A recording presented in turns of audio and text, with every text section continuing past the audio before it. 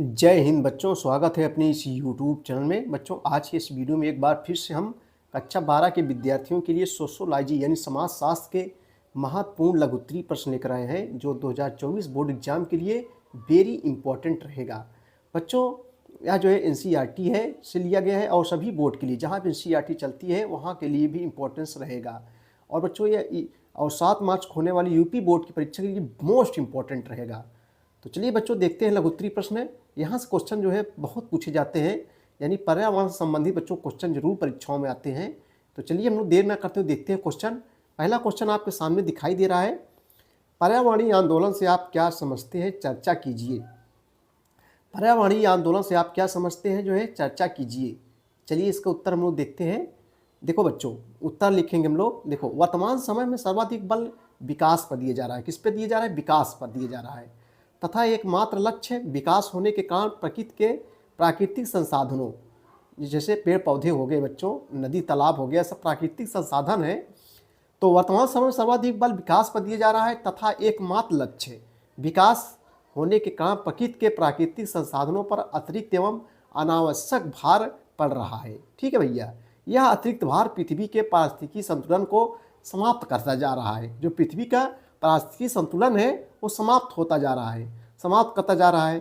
पर्यावरण के असंतुलन को बनाए रखने के लिए तथा पारिस्थितिकी तंत्र को बचाए रखने हेतु जो आंदोलन बच्चों जो है किए जा रहे हैं, उन्हें समाजशास्त्री भाषा में पारिस्थितिकी आंदोलन के रूप में जो है जाना जाता है।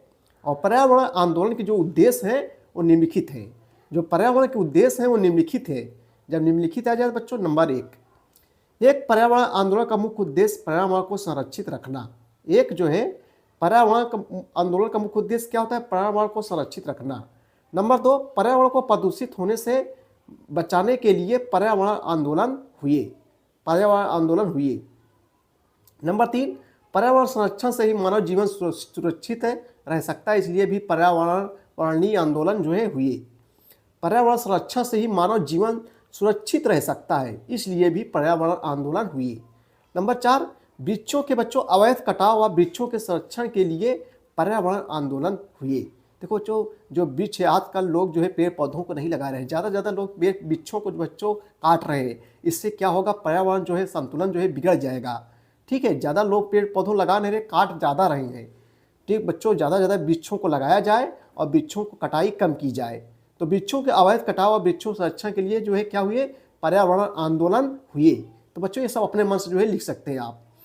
चलिए भैया, अगला क्वेश्चन देखेंगे, औद्योगिकरण से संबंधित क्वेश्चन रहेगा। देखो क्या है, औद्योगिकरण के सामाजिक परिणाम बताइए। औद्योगिकरण, जो उद्योग धंधे होते हैं उसी को कहते हैं औद्योगिकरण। तो औद्योगिकरण के सामाजिक परिणाम जो है बताइए। देखो उत्तर क्या लिखेंगे हम लोग। देखो, औद्योगिकरण बच्चों कुछ स्थानों पर महत्वपूर्ण समानता लाता है।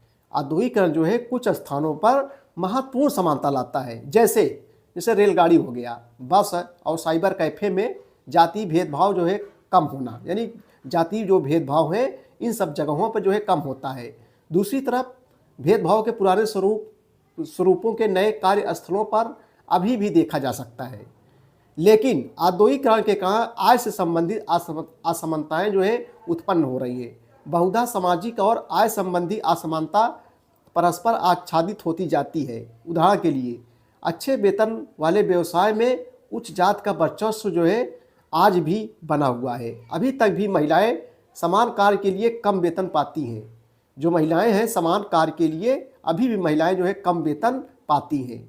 ठीक है भैया, चलिए अगला क्वेश्चन देखेंगे हम लोग। पंचायती राज अधिनियम से है संबंधित है, त्रिस्तरीय पंचायती राज व्यवस्था संबंधित है। पंचायती राज अधिनियम 1992 की मुख्य विशेषताओं का जो है उल्लेख कीजिए। पंचायती राज अधिनियम 1992 की मुख्य विशेषताओं का जो है उल्लेख कीजिए। चलिए बच्चों, इसका उत्तर हम लोग देखते हैं। देखो, भारतीय संविधान के अनुच्छेद 40 में राज्यों को पंचायत के गठन का जो है निर्देश दिया गया है। भारतीय संविधान के अनुच्छेद 40 में राज्यों को पंचायत के गठन का निर्देश दिया गया है। वर्ष 1991 में संविधान में 73वां संविधान संशोधन अधिनियम 1992 द्वारा पंचायत राज संस्था को संवैधानिक मान्यता जो है दी गई और 73वें संविधान संशोधन अधिनियम 1992 में निम्न प्रावधान किए गए। ऐसे पूछता है क्वेश्चन कि 73वां संविधान संशोधन किससे संबंधित है? आप बताओगे त्रिस्तरीय पंचायती राज व्यवस्था से संबंधित है। 1 नंबर या 2 नंबर में पूछेगा। तो 1992 में निम्न प्रावधान किए गए। नंबर 1, एक स्तरीय ढांचे की जो है स्थापना, एक स्तरीय ढांचे की जो है स्थापना, ठीक है भैया। नंबर 2, ग्राम स्तर पर ग्राम सभा की जो है स्थापना, ग्राम स्तर पर ग्राम सभा की जो है स्थापना। नंबर 3, हर 5 वर्ष में पंचायत के नियमित जो है चुनाव। नंबर 4, महिलाओं के लिए 1/3 सीटों का जो है आरक्षण। नंबर 5, राज्य चुनाव आयोग का जो है गठन, ठीक है भैया। और जो है नंबर 6 क्या है बच्चों, अनुसूचित जातियों जनजातियों के लिए उनकी जनसंख्या के अनुपात में सीटों का जो है आरक्षण।